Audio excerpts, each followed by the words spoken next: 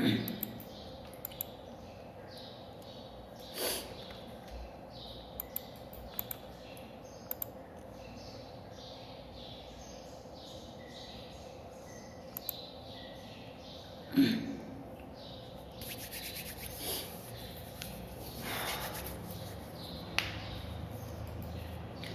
Guys, कैसे हो आप सब।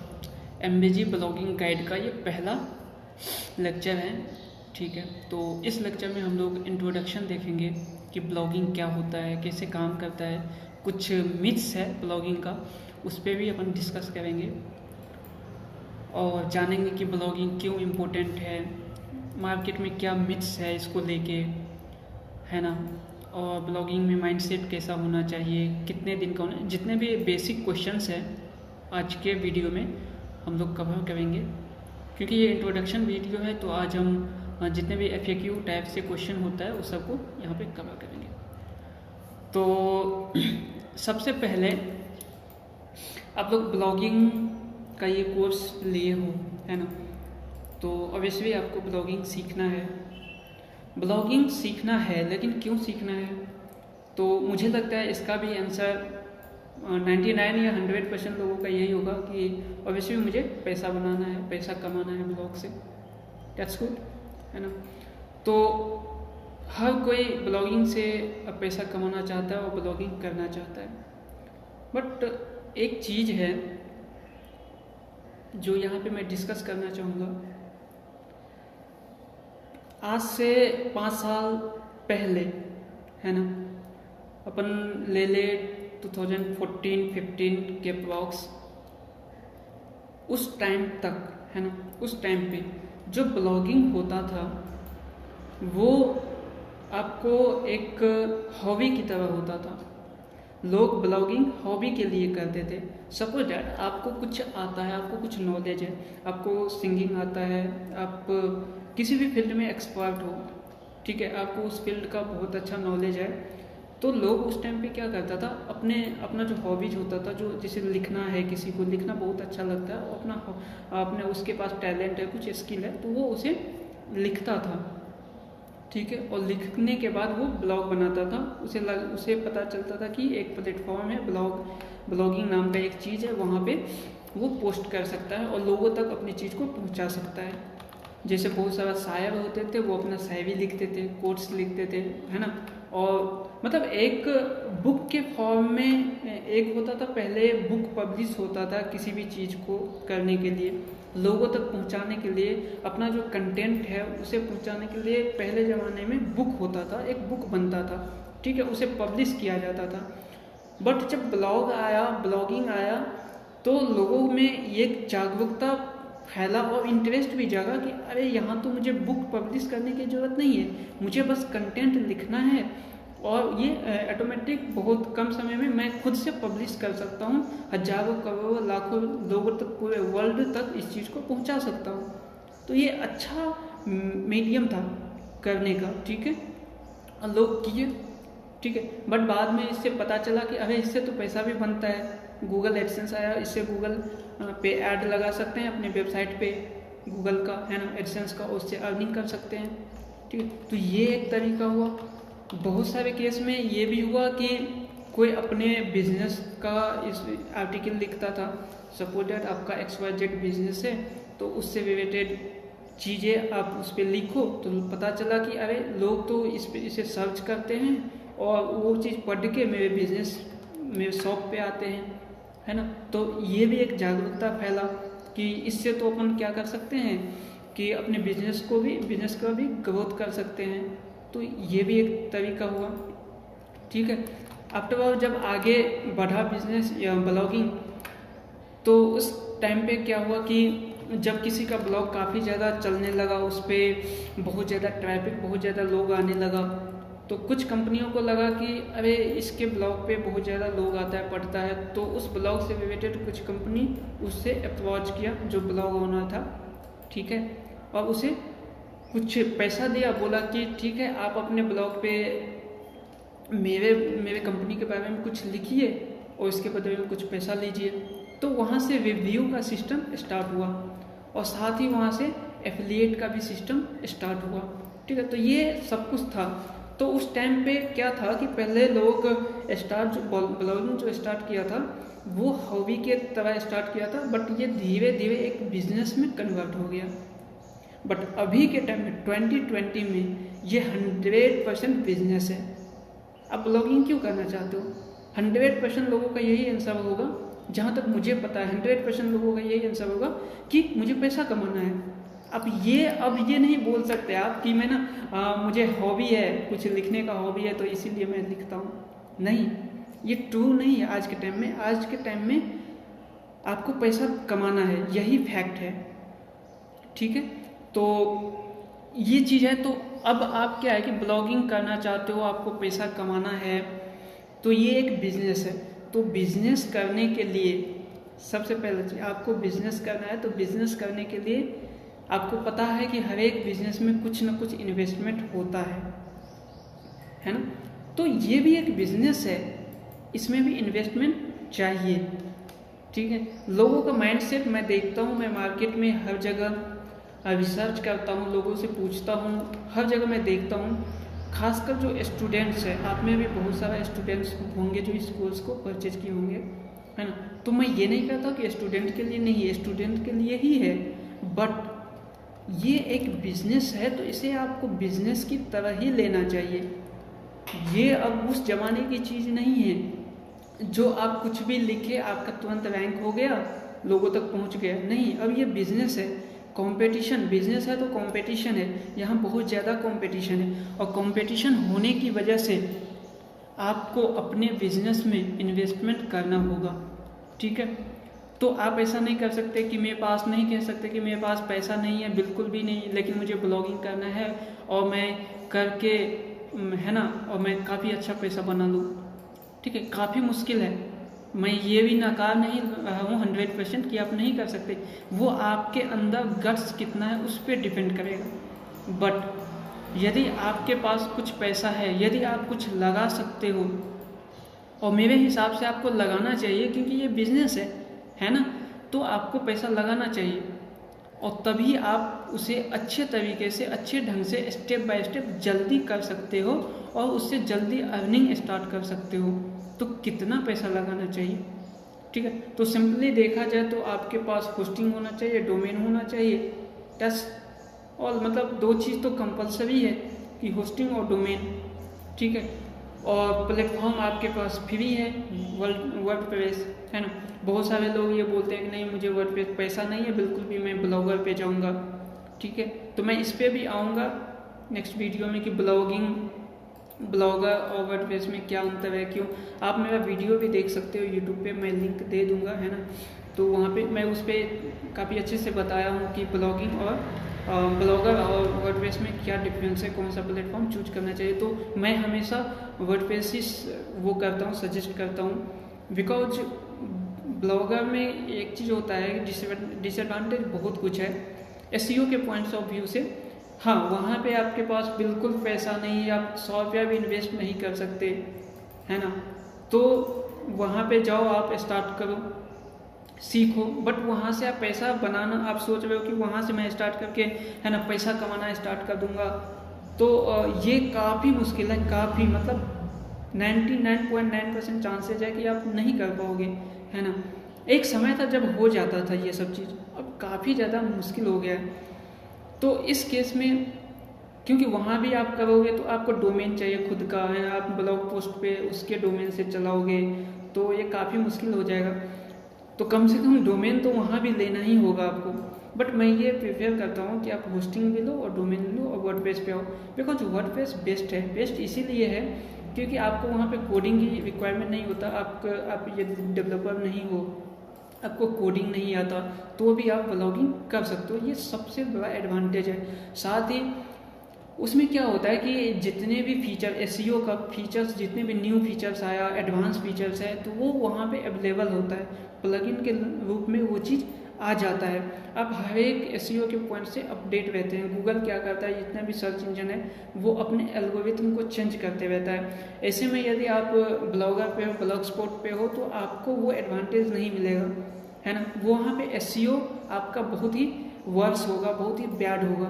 बट आप जब वर्डप्रेस पे हो तो आप एसईओ अपने पॉइंट्स ऑफ व्यू से, अपने तरीके से एडवांस कर सकते हो, जितना चाहो उतना अच्छे तरीके से एसईओ कर सकते हो।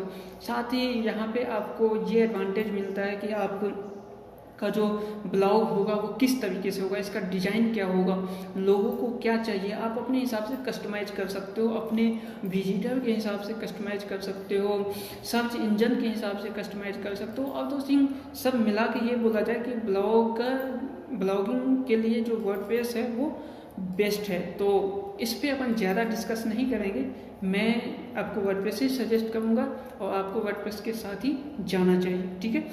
तो ये तो हो गया हमारा माइंडसेट, ठीक है, कि ब्लॉगिंग क्यों, ब्लॉगिंग में बिजनेस है तो इसमें क्या क्या चाहिए, अपना माइंडसेट किस तरीके से होना चाहिए, आपको पैसे इन्वेस्टमेंट करना होगा, आपको 2500 टू है ना 3000 के अप्रॉक्स आपको इन्वेस्टमेंट करना चाहिए, तभी आप मतलब अच्छे तरीके से ब्लॉगिंग कर सकते हो। मिनिमम में भी आप जा सकते हो, ठीक है, बट मैं प्रेफर करता हूँ कि आपके पास 2000 से 3000 के बीच में होना चाहिए, ठीक है। ठीक, तो कोई ज़्यादा अमाउंट नहीं है, बहुत कम अमाउंट है ये, ठीक है, क्योंकि आप इससे लाखों कमाने वाले हो और इसमें इन्वेस्टमेंट लगभग 2000 से 3000 निगलिजिबल है ये चीज़, ठीक है। तो ये सब चीज़ हो गया माइंडसेट की बात, ठीक है। अब अपन आगे बढ़ते हैं नेक्स्ट पॉइंट की तरफ। वो पॉइंट है ब्लॉगिंग क्या होता है। तो सबसे पहले अब क्या है कि ब्लॉगिंग क्या होता है। हमने अभी माइंडसेट के बारे में जाना कि ब्लॉगिंग करने के लिए किस तरीके का माइंडसेट होना चाहिए, ब्लॉगिंग को एज अ हॉबी लेके नहीं चलना चाहिए, क्योंकि ये एक बिजनेस है, तो आपको इसे एक बिजनेस की तरह ट्रीट करना चाहिए, आपको इसे हल्के में नहीं लेना चाहिए। क्योंकि बिजनेस के जब अपन सोचते हैं कि कोई बिजनेस करना है ना, तो इसे अपन लेते हैं एक काफ़ी गंभीर लेते हैं इस चीज़ को। तो उसी तरीके से ब्लॉगिंग को भी हम बिजनेस की तरह लेंगे। सपोज डैट आपको कोई शॉप खोलना है, कोई बिजनेस स्टार्ट करना है, तो आप एक सेकंड के लिए यदि ब्लॉगिंग भूल जाओ और आपको कोई दूसरा बिजनेस स्टार्ट करना है, तो आप कितना सोचोगे, वाह मुझे ये करना है, मुझे वो करना है, इतना पैसा इन्वेस्ट करना है, एक स्ट्रैटेजी बनाओगे। सेम ब्लॉगिंग भी वही है, ब्लॉगिंग भी बिजनेस है। यदि आप उसे बिजनेस की तरह ट्रीट करोगे, है ना, उसी हिसाब से आप इसमें एफर्ट लगाओगे, आप पैसा इन्वेस्ट जहाँ पे रिक्वायरमेंट है वहाँ पे आप डालोगे, ठीक है, तो ये आप जल्दी से ग्रो करोगे और जल्दी से जल्दी आप hundreds of thousands of dollar earn कर सकते हो पर मंथ का, है ना।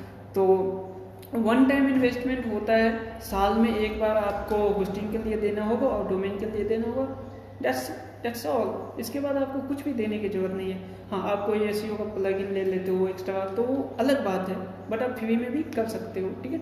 बट होस्टिंग डोमेन तो ये रिक्वायरमेंट है इस चीज़ को करने के लिए, है ना, तो उतना तो आपको करना ही होगा। चलिए अपन माइंडसेट से आगे बढ़ते हैं और बात करते हैं कि ब्लॉगिंग क्या होता है ना। तो ब्लॉगिंग सबको पता होगा, आप सबको पता होगा कि ब्लॉगिंग क्या होता है, ठीक। कुछ भी आर्टिकल, कुछ भी, है ना, जो आपका थॉट्स है, उन थॉट्स को, उन एक्टिविटी को यदि आप लिख सकते हो, है ना। एक होता है कॉपी पेन पे लिखना, ठीक है, कॉपी पे लिखना, नोटबुक पे लिखना, और एक होता है वेब के फॉर्म में लिखना। तो उस चीज़ को यदि आप वेब के फॉर्म में लिख के कहीं पब्लिश करते हो इंटरनेट पे, ठीक है, और इसे बहुत सारे आर्टिकल्स को मिला के एक वेबसाइट का नाम देते हो, आप इसका एक नाम देते हो, तो उसी को अपन ब्लॉग बोलते हैं, सिंपल, ठीक है।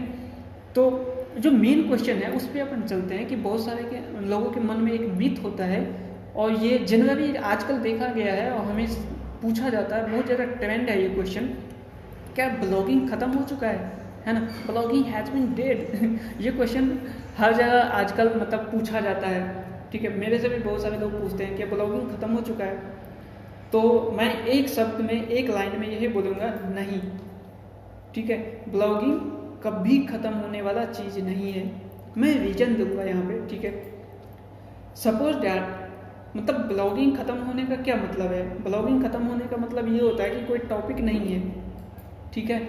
जब आप नीच ढूंढने जाते हो तो आपको हर जगह कंपटीशन मिलता है, बहुत ज़्यादा कंपटीशन मिलता होगा, ठीक है, तो नीच फाइंड नहीं कर पाते हो, तो आपको लगता है कि ब्लॉगिंग ख़त्म हो गया है, बट ऐसा कुछ नहीं है। देखो, एक एग्जांपल के लिए अपन मानते क्या है, जो फैक्ट है, पूरे वर्ल्ड में पर डे, एवरी डे, आपको क्या लगता है कितना प्रोडक्शन होता होगा, कितना न्यू चीज़ मार्केट में आता होगा एवरी डे। मैं मंथ या ईयर की बात नहीं कर रहा हूँ, पूरे वर्ल्ड को मिला दिया जाए तो पूरे वर्ल्ड में कुछ ना कुछ थाउजेंड्स ऑफ, लाखों में, हजारों में चीज़ें, न्यू चीज़ जो मार्केट में नया है, नया चीज़ लॉन्च होता होगा। फ़ोन ही है ना, ये फ़ोन ही है। अब फ़ोन ही, ये इस फ़ोन का कितना कैटेगरी आता होगा, न्यू फ़ोन लॉन्च होता है, न्यू चीज़ लॉन्च होता है। सिर्फ फ़ोन एक एग्जांपल, बट कुछ ऐसा चीज़ है जो मार्केट में एकदम से नया है, जो इससे पहले कभी नहीं था, वो सब चीज़ भी रोज आता है। तो आपको सोचते रहना होगा और आपको एकदम सतर्क रहना होगा, है ना। आपको इंटरनेट पे जागरूक रहना होगा, उन चीज़ों को ढूंढते रहना होगा। जब वो चीज़ नया है तो नया आया तो उसे उसके बारे में कुछ होना भी तो चाहिए, उसके बारे में भी तो इंटरनेट पे चीज़ होना चाहिए, आर्टिकल होना चाहिए। वो कौन लिखेगा? यही तो ब्लॉग है, ठीक है। तो हर कोई कंपटीशन में घुस रहा है ना। अब जैसे कि टेक्नोलॉजी है तो हर कोई टेक्नोलॉजी में जा रहा है, हर कोई फ़ोन पे लिखना चाहता है, हर कोई डिवाइस पे लिखना चाहता है, ठीक है। तो कहाँ से होगा, है ना। तो वहाँ पे तो कंपटीशन है, ऑलरेडी कंपटीशन है, ठीक है। अब मैं आपको निश फाइंड करना बताऊंगा नेक्स्ट लेक्चर में, बट यहाँ पे आपको ये चीज़ समझने की ज़रूरत है कि ब्लॉगिंग कभी भी ख़त्म नहीं होगा, क्योंकि जब भी नया चीज़ आएगा, नया टेक्नोलॉजी आएगा, रोबोटिक्स आया, है ना, इसके बाद AI आया, ठीक है। तो ये सब काफ़ी चीज़ आता है मार्केट में, तो उस पर भी लिख सकते हो, है ना। साथ में कोई डिवाइस आया न्यू चीज़, जैसे एलेक्सा आया था, ठीक है। उसके बाद आपका काफ़ी चीज़, ब्लूटूथ, काफ़ी चीज़ मार्केट में। यहाँ पे आप यदि रिसर्च करोगे तो बहुत कुछ आपको देखने को मिलेगा। खासकर रिसर्च करना है आपको नया चीज़, तो आप अली एक्सप्रेस पे जा सकते हो, है ना, अलीबाबा पे जा सकते हो। वहाँ पे देखो, यदि आपको किसी प्रोडक्ट के बारे में जानना है, ये ब्लॉगिंग करना है, ठीक है, तो वहाँ पे आपको नया चीज़, नया वैरायटी मिलेगा, आप उस पर आर्टिकल लिख सकते हो, है ना। तो ऐसा कुछ नहीं कि ब्लॉगिंग ख़त्म हो गया है। तो ये आपको शायद क्लियर हो गया होगा कि ब्लॉगिंग कभी ख़त्म नहीं हुआ। अब सोचते हैं कि ब्लॉगिंग क्यों, ठीक है, वाई ब्लॉगिंग ही क्यों। तो ब्लॉगिंग इसीलिए क्योंकि इसमें इन्वेस्टमेंट बहुत कम है। सबसे पहला बात, ये बिजनेस है, ठीक है। किसी भी अदर बिजनेस में आपको 50,000 1 लाख मिनिमम इन्वेस्टमेंट चाहिए होता है, बट एक ब्लॉगिंग है जिसमें आपको आप 2000 से भी स्टार्ट कर सकते हो, है ना। लोग बोलते हैं फ्री से भी कर सकते हो, बट मैं अभी के टाइम पे, अब के समय में मैं इस चीज़ को मतलब निगेट करता हूँ, मतलब, है ना। तो मैं मिनिमम 2000 से 3000 लेके चलता हूँ। तो आप इतना से स्टार्ट कर सकते हो। आपको 1 लाख 2 लाख 5 लाख 10 लाख 50,000 उतना लगाने की जरूरत नहीं है। उतना लगा के आप 50,000 लगा के भी उतना नहीं कमा सकते जितना आप ब्लॉगिंग में 2000 लगा के कमा सकते हो, है ना। तो ब्लॉगिंग ये रीजन है। दूसरा रीजन है, यदि आप कोडर नहीं हो, आपके पास कुछ भी स्किल नहीं है, मतलब कोडिंग के फील्ड में, फिर भी आप कर सकते हो, ये एडवांटेज है, ठीक है। तो इसीलिए आप ब्लॉगिंग कर सकते हो। ब्लॉगिंग के लिए किसी सर्टिफिकेट की जरूरत नहीं होता है, इसीलिए आप कर सकते हो, ठीक है। आप इसमें किसी एज का रिक्वायरमेंट नहीं होता है, क्या है ना, कि मुझे एज लिमिट नहीं है कि मैं, है ना, मैं 50 का हो गया तो मैं नहीं कर सकता, या मैं अभी 13 का ही हूँ तो मैं नहीं कर सकता। नहीं, आप स्कूल एज में भी कर सकते हो, आप कॉलेज में भी कर सकते हो, आप कॉलेज के बाद भी कर सकते हो, है ना, आप बुढ़ापे में भी कर सकते हो।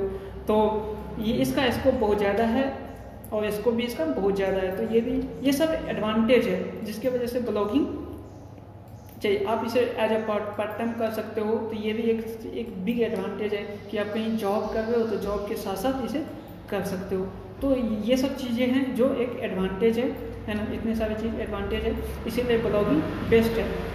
सबसे बड़ा एडवांटेज है कि आप इसे पार्ट टाइम कर सकते हो। आप कहीं जॉब कर रहे हो, आप पढ़ाई कर रहे हो, तो उसके साथ आप एक इनकम ये कर सकते हो। दूसरा एक मिथ होता है कि लोग जो है ना, लोगों के मन में एक मिथ है कि ब्लॉगिंग या मार्केट में हर जगह यही फैलाया जाता है कि ब्लॉगिंग जो है ना एक पार्ट वो है, पैसिव इनकम है ना। ब्लॉगिंग को लोग बोलता है कि एक पैसिव इनकम है, ठीक है। बट ये मेरा मानना है, मेरा थॉट है। आपको कहीं भी बड़े बड़े ब्लॉग पे पढ़ोगे, आर्टिकल पढ़ोगे, हर जगह आपको एज अ पैसिव इनकम ही इसे इंट्रोड्यूस किया गया है। बट मेरा मानना है, ये पर्सनली मैं जो मानता हूँ कि ये पैसिव इनकम नहीं है, ये भी एक एक्टिव इनकम ही है। इसे आप एज अ एक्टिव इनकम ले सकते हो। मीन्स जिस तरीके से आप जॉब करते हो, अपने जॉब में टाइम लगाते हो, इसी तरीके से यहाँ भी आप जॉब नहीं करोगे तो आपको पैसा आना बंद हो जाएगा। सेम लाइक दैट यहाँ पे भी आप यदि ब्लॉगिंग करना छोड़ दोगे, लिखना छोड़ दोगे, उस पर काम करना छोड़ दोगे, तो यहाँ भी आपका पैसा आना बंद हो जाएगा। सॉरी साउंड बाहर कुछ ज़्यादा हो गया है तो, बट चलते हैं अपने टॉपिक में। तो इसीलिए लोग बोलते हैं कि ये पैसिव इनकम क्या होता है। पैसिव इनकम ये होता है कि सपोज दैट आपके पास कुछ फंड्स है, आपके पास 10 लाख रुपया है, आपने उसका FD करवाया और छोड़ दिया, ठीक है, तो वहाँ पे आपको इंटरेस्ट मिल रहा है, तो ये एक पैसिव इनकम है। आपको कुछ करने की जरूरत नहीं है ना, ये आपको मिलता ही रहेगा। एक और एग्जांपल लेते हैं। मान लीजिए आपके पास कोई प्रॉपर्टी है, आपके पास कोई घर है, आप उस घर को रेंट पे लगा दिए, वो पैसिव इनकम है, वहाँ से पैसा आते रहेगा, ठीक है। आपको कुछ भी करने की जरूरत नहीं है इसके लिए, वो आते ही रहेगा। कुछ भी अगर एक्स्ट्रा, ऐसा नहीं है कि आपको उसमें कुछ काम करना है, आप छोड़ दिए तो आपको पैसा आना बंद हो जाएगा, नहीं, ये पैसिव इनकम इसको बोलते हैं, ठीक है। आपका कुछ, आप किसी मार्केट में पैसा इन्वेस्ट किए हो तो ये एक पैसिव इनकम की तरह दे सकता है। आप कहीं लैंड, आपके पास फंड है ना, आपके पास कोई 10 लाख 20 लाख रुपया है, कहीं भी जितना भी है, आप उसका ज़मीन खरीद लिए हो, लैंड लिए हो, ठीक है, तो वो एक पैसिव इनकम की तरह काम करेगा। क्यों? लैंड का जो रेट है हमेशा बढ़ता ही जाएगा, है ना, ईयर बाय ईयर ये इंक्रीज होगा, तो ये आपका एक पैसिव इनकम की तरह हो सकता है, ठीक है। तो ये सब पैसिव इनकम है। ब्लॉगिंग पैसिव इनकम है, इसमें डाउट है। मैं तो पर्सनली नहीं मानता, क्योंकि ये आपके थॉट पे को भी इफेक्ट करता है, आपके माइंडसेट को इफेक्ट करता है। मैं नहीं चाहता कि आपका माइंडसेट ऐसा बने कि ये आपको इसे एक पैसिव इनकम की तरह सोचे इसे, क्योंकि जब आप इसे एक पैसिव इनकम की तरह सोचोगे तो आप उसके काम में डिले करोगे, है ना। जब आपका काम ब्लॉग अर्न करके देने लगेगा, मनी देने लगेगा, तो आपका माइंडसेट एक पैसिव की तरह हो जाएगा कि अरे ठीक है, मैं इस पे आज 10 दिन काम नहीं भी करूँगा तो वो पैसा मुझे देता रहेगा। ऑब्वियसली वो देता रहेगा बट डिक्रीज होगा, है ना। आपका अर्निंग जो है वो कम होता जाएगा और आप 1 महीना 2 महीना छोड़ दोगे तो वो शट डाउन हो जाएगा, ठीक है। तो आप नहीं बोल सकते कि ये एक्टिव पैसिव इनकम। इसीलिए मैं बोलता हूँ कि ब्लॉगिंग को एज ए एक्टिव इनकम लेना है। जिस तरीके से आप जॉब को लेते हो इसी तरीके से इसे भी लेना। हाँ, इसमें ये हो सकता है कि ये पार्ट टाइम है, ये से आप एज अ पार्ट टाइम ले सकते हो। आप दिन में 2 घंटे 3 घंटे जितना आपके पास टाइम है उस टाइम का यूज करके आप कर सकते हो, तो इसमें टाइम बाउंडेशन नहीं है। फिर भी वही बात है कि आप जितना ज़्यादा टाइम लगाओगे, आप दिन का 10 घंटे लगा सकते हो तो उतना लगाओ, है ना, तो आप जल्दी अर्न कर सकते हो, आप ज़्यादा अर्न कर सकते हो। आपके पास कम टाइम है, कम लगाओगे कम अर्न कर सकते हो। तो इसमें क्या है कि रिस्क नहीं है, डिसएडवांटेज नहीं है, बट एडवांटेज ये सब है, ठीक। तो इसीलिए आपको भी, है ना, आपके माइंड में ये चीज़ होना चाहिए, सेट होना चाहिए कि ब्लॉगिंग जो है ना, पैसिव इनकम ब्लॉगिंग से नहीं होता है। ब्लॉगिंग को as a active income source लेना है ना, जिसे इनकम सोर्स होता है तो इसे एक्टिव इनकम सोर्स लेना है और उस पर काम भी उसी तरीके से करना है एक्टिवली। कभी आप इसे छोड़ नहीं सकते, जब आप छोड़ोगे ब्लॉग खत्म हो जाएगा, ठीक है। तो ये मिथ है मार्केट में, बट हर कोई ये बोलता है, बट मैं इससे एग्री नहीं करता। वही मैं आपका अपना पॉइंट्स आपके सामने रखा हूँ। चलते हैं अपन नेक्स्ट पॉइंट की तरफ। अब ब्लॉग में क्या होता है कि ब्लॉगिंग में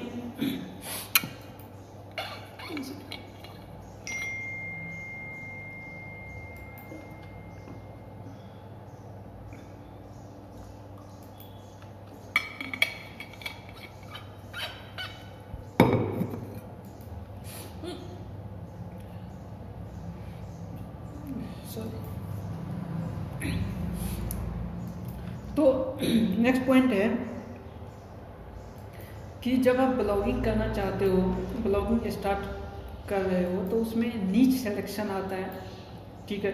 तो मार्केट में आजकल एक तो होता है ब्रॉड नीच पे काम, ब्रॉड टॉपिक, और दूसरा होता है मैक्रो नीच, ठीक है। तो आपके लिए कौन सा अच्छा होगा? तो अभी के टाइम में 2020 में आप भी जानते हो, हर कोई जानता है कि कंपटीशन बहुत ज़्यादा है इस फील्ड में, ठीक है। तो मेरे हिसाब से मैं सजेस्ट करूँगा कि मैक्रो नीच सबसे बेस्ट होता है। तो मैं यहाँ पे क्वेश्चन डाला हूँ कि न्यू ब्लॉगर के लिए मैक्रो नीच क्यों परफेक्ट है। तो मैक्रो नीच में ये होता है कि इसमें एक टॉपिक जो होता है, सबसे पहले आपके पास एक्सपीरियंस कम होता है, एक्सपीरियंस कम होता है तो आपको किसी एक टॉपिक पे ही लिखना होता है। मैक्रो नीच में एक स्पेसिफिक टॉपिक हो जाता है, ठीक है। सपोज दैट एंटरटेनमेंट का एक एग्जांपल लेते हैं हम। एंटरटेनमेंट में कुछ भी ले लेते हैं, सपोज दैट मूवी रिव्यूज है, ठीक है। तो आपने क्या किया कि आप देखो, एक तो सबसे पहला ब्रॉड टॉपिक है इंटरटेनमेंट, ठीक है। इस इंटरटेनमेंट ब्रॉड टॉपिक है, इसमें क्या आ सकता है? इसमें बहुत कुछ आ सकता है, हर चीज़ आ सकता है इंटरटेनमेंट का। मूवी आ सकता है, सॉन्ग आ सकता है, रिव्यू आ सकता है ना, बॉक्स ऑफिस आ सकता है, गॉसिप आ सकता है, सीरियल आ सकता है। जितना भी चीज़ सोच सकते हो इंटरटेनमेंट में, है ना, वो सब कुछ इसके अंदर आ सकता है। बट ये एक ब्रॉड टॉपिक है, एक सिंगल पर्सन के लिए मे भी पॉसिबल नहीं है, ठीक है। तो इससे अपन छोटा करते हैं। तो अब जैसे इंटरटेनमेंट में ब्रॉड है, तो इसे अपन छोटा करके लेते हैं कि इंटरटेनमेंट में ना मुझे मूवी या फिर जो बॉलीवुड से रिलेटेड चीज़ें उस पर करना है। मान के चलो कि मुझे बॉलीवुड के बारे में लिखना है, तो ये देखो काफ़ी स्पेसिफिक हो गया, छोटा हो गया, ठीक है। अब अपन इसमें भी छोटा चलते हैं, इसमें भी स्पेसिफिक चलते हैं, ठीक है। तो उससे और छोटा क्या होगा, जैसे बॉलीवुड हो गया तो बॉलीवुड में बहुत कुछ हो सकता है। बॉलीवुड सॉन्ग है, बॉलीवुड मूवी है, बॉलीवुड मूवी का रिव्यू है, एक्टर हो गया, सेलिब्रिटी हो गया, है ना, गॉसिप हो गया, तो ये सारा कुछ हो गया। तो अब अपन इसमें इस सब टॉपिक से अपन लेते हैं एक टॉपिक कि मुझे ना मूवी के रिव्यू के बारे में लिखना है ना, कि मुझे सिर्फ मूवी के रिव्यू के बारे में, और कौन सा मूवी, बॉलीवुड का ही मूवी। तो ये देखो एक स्पेसिफिक टॉपिक हो गया पहला कि ये मूवी हो गया, बॉलीवुड मूवी हो गया, और इसमें क्या हो गया, बॉलीवुड मूवी में उसका भी रिव्यू हो गया कि मुझे बस रिव्यू लिखना है। अब आप बैठे रहो, है ना, हर फ्राइडे को एक नई मूवी आता है, एक दो मूवी आते ही रहता है, तो आपके पास एक टॉपिक हो जाएगा लिखने का। हर वीक में एक टॉपिक मिल जाएगा आपको, उस टॉपिक पे आप लिखो, एक दो टॉपिक मिलेगा, उसका रिव्यू दो, ठीक है। बहुत का होता है कि चलो मुझे मूवी रिव्यू और मूवी ट्रेलर के बारे में लिखना है, तो आप उसे भी दे सकते हो, ठीक है। तो ये एक स्पेसिफिक नीच हो गया, तो इसी को अपन मैक्रो नीच बोलते हैं, ठीक है। तो ये मैक्रो नीच इसी को बोलते हैं, एक ब्रॉड टॉपिक से, है ना, उससे छोटा छोटा करके अपन एक स्पेसिफिक टॉपिक सेलेक्ट करते हैं, जिसको अपन मैक्रो टॉपिक या मैक्रो ब्लॉगिंग बोलते हैं, इसको मैक्रो नीच बोलते हैं, ठीक है। तो इसमें एडवांटेज ये होता है न्यूबी के लिए, क्योंकि आपको एक स्पेसिफिक चीज़ मिल जाता है। आप एक सिंगल पर्सन हो तो आपको हर एक चीज़ नहीं लिखना होता है, और गूगल के पॉइंट्स ऑफ व्यू से, एसईओ के पॉइंट्स ऑफ व्यू से ये बेस्ट होता है। आपका वेबसाइट आपके का जो कीवर्ड है उस कीवर्ड पे जल्दी से जल्दी रैंक करेगा। मे बी जो बड़ा से बड़ा वेबसाइट है, बड़ा जो न्यूज है या फिर कोई बहुत बड़ा वेबसाइट है, उस सब को भी पीछे छोड़ के आपका वेबसाइट रैंक कर सकता है जल्दी। तो ये एडवांटेज होता है कि आपका वेबसाइट जल्दी रैंक होता है, आप जल्दी अर्न कर सकते हो, ठीक है। आप डिमोटिवेट नहीं होगे, ठीक है, और जल्दी अर्न करके आप पैसा बना के फिर आप इसे ब्रॉड में कन्वर्ट कर सकते हो। आप कोई दूसरा पोर्शन रख सकते हो टॉपिक लिखवाने के लिए, और अपने वेबसाइट को ब्रॉड में कन्वर्ट कर सकते हो। तो इसीलिए मैक्रो नीच न्यूबी के लिए परफेक्ट है, ठीक है। अब टाइम ये सब टॉपिक्स है जो हमने कवर किया। अब बात आती है कि ब्लॉगिंग कैसे स्टार्ट किया जाए, नीड क्या क्या है। तो आप सबको पता होगा शायद, ठीक है, फिर भी मैं बताता हूँ कि ब्लॉगिंग के लिए तो ऐसे नीड्स आपके उस पर डिपेंड्स करता है कि आप कितना खर्च कर सकते हो, एंड बट जो बेसिक नीड्स है इसका, वो दो चीज़ है। पहला, आपको डोमेन चाहिए, आपका नाम चाहिए, आपका जो ब्लॉग होगा वो किस नेम से होगा वो नेम चाहिए, ठीक है। सेकंड, होस्टिंग चाहिए, ठीक है, आप जो ब्लॉग बनाए हो का इंटरनेट पे डालने के लिए एक होस्टिंग होता है, वो होस्टिंग चाहिए। तो डोमेन के लिए आप कहाँ जा सकते हो? डोमेन आप परचेज कर सकते हो GoDaddy से, बेस्ट है GoDaddy, नेमजिप, जहाँ भी आपको सस्ता मिले आप वहाँ से ले सकते हो। मैं डोमेन होस्टिंग परचेज करने पे मैं एक मे बी नेक्स्ट देखेंगे अपने इसमें कौन सा टॉपिक आता है, तो उसमें अपन लेक्चर बनाएंगे जिसमें मैं आपको कंप्लीट बताऊंगा किस तरीके से डोमेन खरीदा जाता है, डोमेन खरीदने से पहले क्या क्या चीज़ को अंडरस्टैंडिंग होना चाहिए, है ना। बहुत सारे लोग होता है कि डोमेन गलत डोमेन शुरुआत में खरीद लेते हैं और उसमें वेबसाइट बना देते हैं और वेबसाइट उसका रन करने लगता है और बाद में पछताता है कि यार ये डोमेन काफ़ी मतलब गलत सिलेक्शन हो गया, तो काफ़ी हेडेक होता है। तो वो सब चीज़ अपने को नहीं करना है, ये सब चीज़ पहले ही मैं आपको बताऊंगा। डोमेन खरीदने से पहले क्या क्या आपको अंडरस्टैंडिंग रखना चाहिए, किन किन बातों पे ध्यान देना चाहिए और होस्टिंग कौन सा लेना चाहिए। होस्टिंग बहुत इंपॉर्टेंट है, लोग बहुत ज़्यादा गलती करते हैं, खासकर न्यू भी। वो सबसे पहले जाके डोमेन GoDaddy मार्केट में बहुत ज़्यादा पॉपुलर है, उसके सामने सबसे पहले वही आता है ना। तो वो क्या करता है, GoDaddy से डोमेन और होस्टिंग वहीं से परचेज कर लेता है। डोमेन के लिए आप GoDaddy ले सकते हो, जिसके साथ जा सकते हो। मैं खुद, मेरे लगभग 35-40 वेबसाइट्स हैं और लगभग हंड्रेड्स ऑफ डोमेन्स है, जो क्लाइंट का भी है अपना भी है। मैं सबको एडवाइस भी करता हूँ और खुद भी डोमेन के लिए GoDaddy ही यूज करता हूँ, क्योंकि उसका सर्विस, फ़ोन कॉल अच्छा है, कॉन्टेक्ट सपोर्ट अच्छा है, ठीक है। तो इसके लिए डोमेन के लिए GoDaddy बेस्ट है, बट होस्टिंग के लिए बिल्कुल नहीं। मैं इसे पूरी तरीके से बोलते हैं ना, खारिज करती हूँ सिरे से, तो वो चीज़ है ना।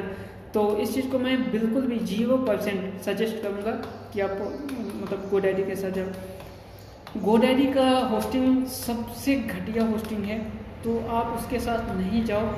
मैं आपको होस्टिंग के बारे में बताऊँगा कौन सा होस्टिंग सबसे बेस्ट होता है आपके लिए, ठीक है। मैं प्राइस के साथ जाऊँगा, कौन से प्राइस में आपके पास कितना बजट है, उस हिसाब से आपके पास कौन सा बेस्ट होस्टिंग चाहिए, कौन सा मैं यूज करता हूँ, आपको सब कुछ दिखाऊंगा कि किसका क्या स्पीड है, किसका एडवांटेज क्या है, क्या डिसएडवांटेज। तो आपको किसी बात की चिंता करने की जरूरत नहीं। मे भी ये नेक्स्ट वीडियो होगा इस पर, ठीक है, तो उसमें अपन बात करते हैं। तो इस वीडियो में इतना ही। मुझे आशा है कि आपको ये सब कुछ समझ में आया होगा। अब नेक्स्ट वीडियो के साथ चलते हैं, अपन देखते हैं नेक्स्ट वीडियो में क्या क्या होने वाला है। तो इस वीडियो में बस इतना ही, बाय बाय।